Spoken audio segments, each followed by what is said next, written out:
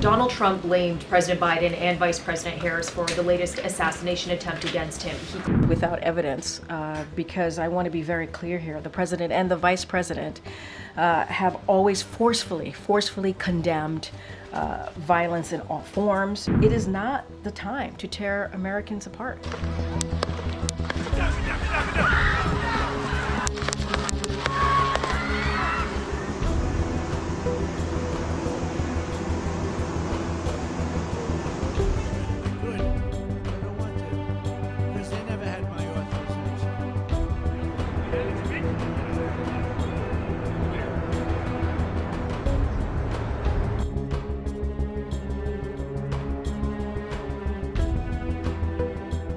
Without evidence, because I want to be very clear here, the president and the vice president have always forcefully condemned violence in all forms. It is not the time to tear Americans apart.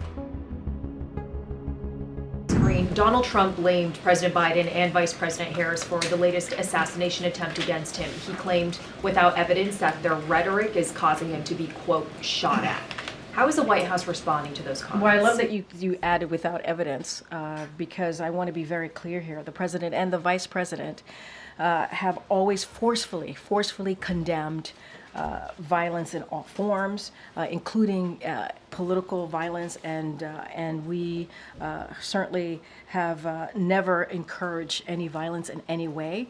If anything, this is a president and a vice president has been pretty forceful about that,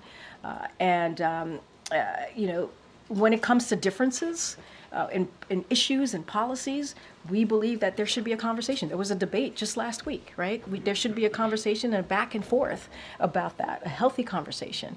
And it's crucial that we do that.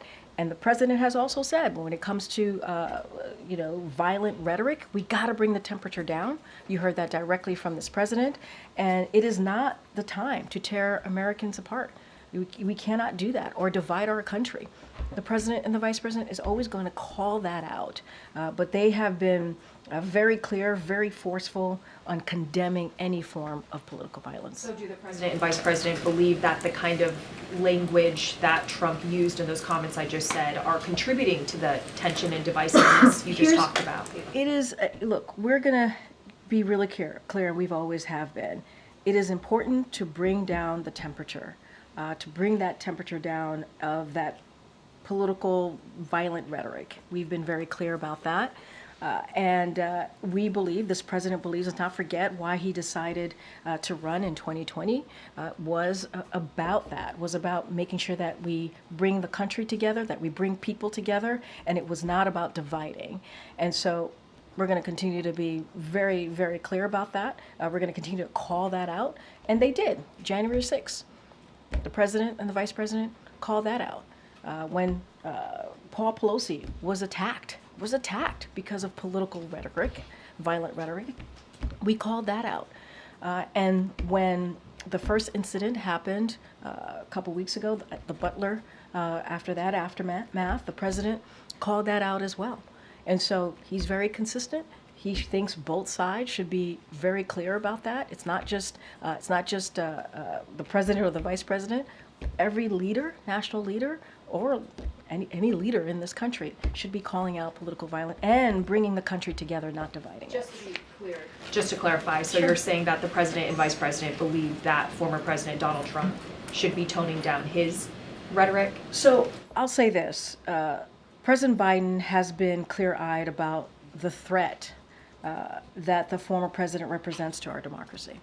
He's been clear-eyed about that. From his role, let's not forget, from his role of January 6th, where he refused to accept the outcomes of free and fair elections. Look what happened on that day. Some of you were there at the Capitol. Some of you have colleagues who were there at the Capitol, reported and saw what happened. 2,000 angry people went there to try to overturn a free and fair election.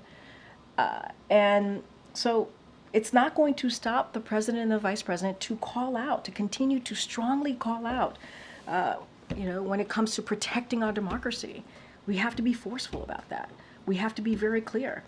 We can resolve our differences, right? Via talk at the ballot box, right? We can have differences in policies and issues. that is okay. It is important that we have differences there. But when it comes to political violence, we have to condemn it.